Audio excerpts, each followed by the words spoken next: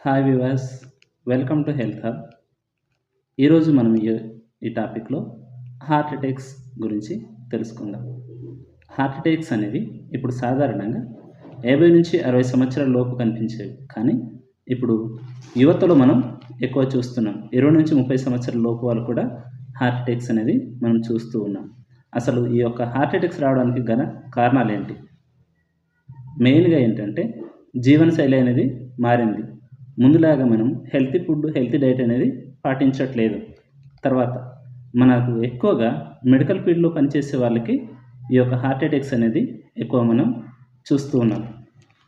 దాంట్లో భాగంగా medical representatives ఉంటారు కదా, వాళ్ళలో మనం ఎక్కువ చూస్తుంటాం. వాళ్ళు ఎక్కువ యంగ్గా ఉండే వాళ్ళు పనిచేస్తుంటారు కాబట్టి వాళ్ళు మనం చూస్తూ ఉంటాం హార్ట్ అటాక్స్ అనేవి. అసలు ఈ యొక్క హార్ట్ అటాక్స్ రావడానికి గల కారణాలు ఏంటి అనేది ఈరోజు మన టాపిక్లో తెలుసుకుందాం. హార్ట్ అటాక్స్ రావడానికి ముఖ్య కారణం మారిన జీవనశైలి. అంటే జీవనశైలి మన యొక్క అలవాట్లు మారిపోయింది. ముందులాగా మనం రోజు వ్యాయామం చేయట్లేదు, వర్కౌట్లు చేయట్లేదు. దానివలన ఎక్కువ కూర్చొని పని మనం అలవాటు పడతాం. దానివల్ల మనకు హార్ట్ ఈ యొక్క పనితీరు అనేది తగ్గిపోతుంది. దానివల్ల మనకు హార్ట్ అటాక్స్ అనేవి రావడం మొదలవుతుంది. మనం ఎక్కువగా ప్రాసెస్డ్ ఫుడ్, అంటే బయట ఫుడ్ని మనం ఇష్టపడతాం. దానివల్ల ఎక్కువ షుగర్ ఇంటేక్ ఉన్న ఆహారం తీసుకోవడం, షుగర్ ఇంటేక్స్ ఎక్కువ అవ్వడం వల్ల డయాబెటీస్ పెరిగి హార్ట్ అటాక్స్ వచ్చే అవకాశం ఉంది. తర్వాత మనం ఎక్కువ కొలెస్ట్రాల్ ఉన్న ఫుడ్ని ఇష్టపడతాం. అవి ఎక్కువ తీసుకొని మనం సరైన మోతాదులో తీసుకుపోవడం వల్ల ఈ యొక్క సమస్యలు అనేది వస్తూ ఉంటుంది. తర్వాత మనం ఎక్కువగా ఈ యొక్క పొగ తాగడం కానీ, మద్యపానాన్ని సేవించడం ఇప్పుడు అతిగా సేవిస్తున్నారు. యువతలోనైతేనేమి, పెద్దవారైతేనేమి, ప్రతి ఒక్కరు కూడా దీన్ని మితిమీరిన అలవాట్లుగా మార్చుకుంటున్నారు. దానివల్ల కూడా హార్ట్ అటాక్స్ వచ్చే అవకాశం ఉంది. తర్వాత స్ట్రెస్ మరియు ఒత్తిడి.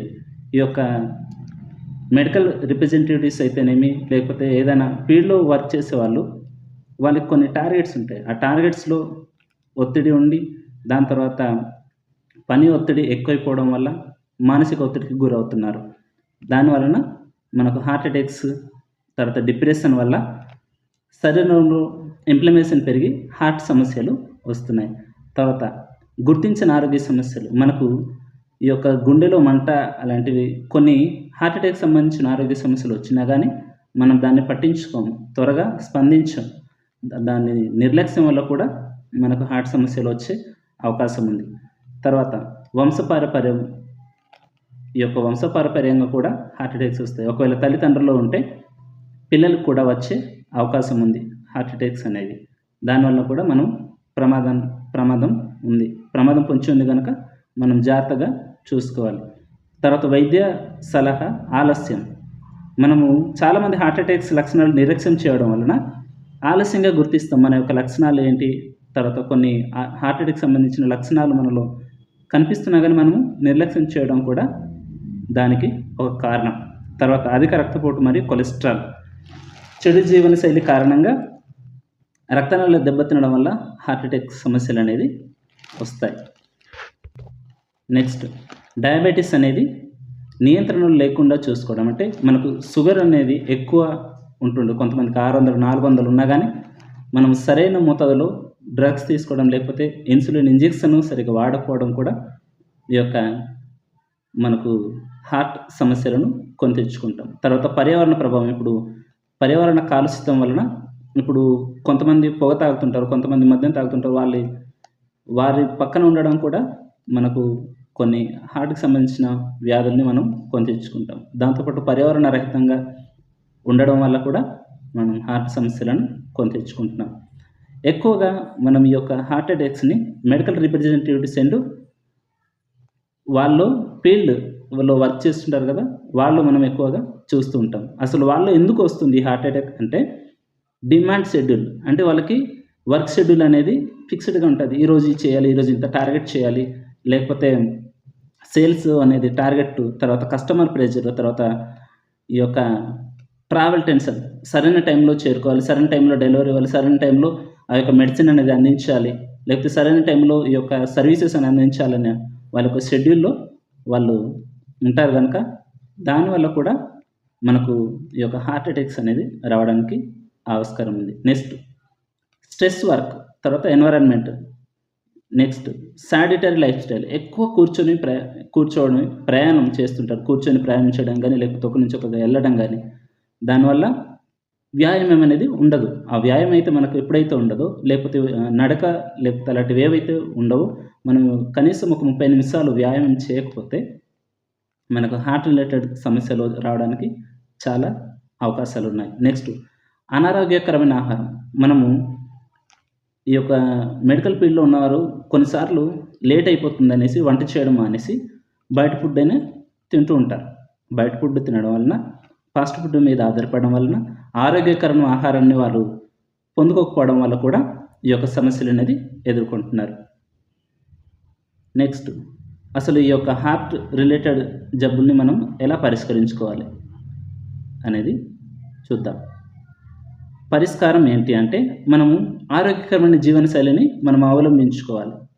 ఆరోగ్యకరమైన ఆహారం తీసుకొని నియమిత వ్యాయామం, అంటే కనీసం రోజుకి ఒక 30 నిమిషాలు నడవటం కానీ, లేకపోతే ఏదైనా వ్యాయామం చేయడం కానీ, లేకపోతే స్ట్రెస్ మేనేజ్మెంట్ మనం నేర్చుకొని, మరియు పొగ తాగడం, మద్యం తాగడం అనేది మానేస్తే సరిపోతుంది. తర్వాత నియమిత వైద్య పరీక్షలు, అంటే బీపీ చెకప్ చేసుకోవడం, షుగర్ టెస్టులు చేసుకోవడం, లేకపోతే కొలెస్ట్రాల్ టెస్టులు, అంటే సరైన మోతాదులో ఉన్నాయా లేదా అనేది చెక్ చేసుకోవాలి. తర్వాత మనం స్ట్రెస్ మేనేజ్మెంట్ టెక్నిక్స్ని తెలుసుకోవాలి.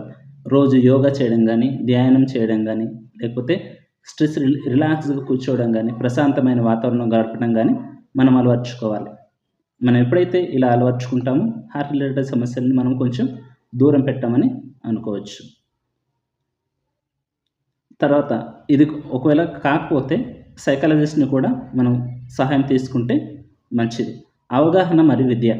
యువతలో హార్ట్ లైఫ్ గురించి అవగాహన కల్పించడం, మన యొక్క గుండె సంబంధిత వ్యాధుల గురించి, లేకపోతే హార్ట్ అటాక్స్ గురించి మనము ఈ యొక్క వ్యాధి గురించి యువతని ఇప్పుడు మనకు ముందుగానే మనము అవగాహన కల్పిస్తే మంచిది.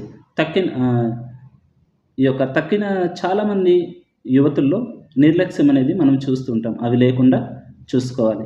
నెక్స్ట్ తక్షణ వైద్య సహాయం మనం చూడాలి. హార్ట్‌కి సంబంధించిన లక్షణం కనబడితే ఆలస్యం చేయకుండా, నిర్లక్ష్యం చేయకుండా వెంటనే ఎమర్జెన్సీకి కానీ ఫోన్ చేసి, లేకపోతే హార్ట్ యొక్క పక్కన దగ్గరలో ఉన్న హాస్పిటల్‌కి వెళ్ళి మనము వైద్య సహాయాన్ని అందించే విధంగా మనము చూసుకోవాలి. తర్వాత డాక్టర్‌ని కలుసుకోవాలి. మనకి ఏంటన్న ప్రాబ్లం ఉందా, లేకపోతే ఏంటి, తీసుకోవాల్సిన సలహాలు, సూచనలు ఏమైనా ఉన్నాయా అనేసి మనం చూసుకోవాలి. ఈ యొక్క హార్ట్ అటాక్స్ అనేది చాలామంది 2022 ఒక సంవత్సరంలో 32,000 మందికి పైగా మరణాలు అనేది మనము చూస్తూ ఉంటాం. కనుక హార్ట్ అటాక్కి సంబంధించిన ఎటువంటి లక్షణాలు మీలోను కనిపిస్తున్నప్పుడు వెంటనే పక్కనున్న వైద్యుల్ని సలహాలు తీసుకోండి. తర్వాత దగ్గరున్న హాస్పిటల్‌కి సంప్రదించి వైద్య పరీక్షలు చేయించుకోండి. రెగ్యులర్ చెకప్స్ అని చేయించుకోండి. దానివల్ల మనం హార్ట్ అటాక్స్ అనేది ముందుగానే నయం చేయవచ్చు. హార్ట్ అటాక్స్ గురించి అవగాహన కల్పించండి. వీడియో నచ్చితే లైక్ చేయండి, ఇతరులకు షేర్ చేయండి. ఈ యొక్క ఛానల్‌ని మొదటిసారిగా చూస్తున్నట్లయితే సబ్స్క్రైబ్ చేయడం మాత్రం మర్చిపోకండి. మీ సహాయం కోసం మేమెప్పుడూ ఎదురు చూస్తూ ఉంటాం.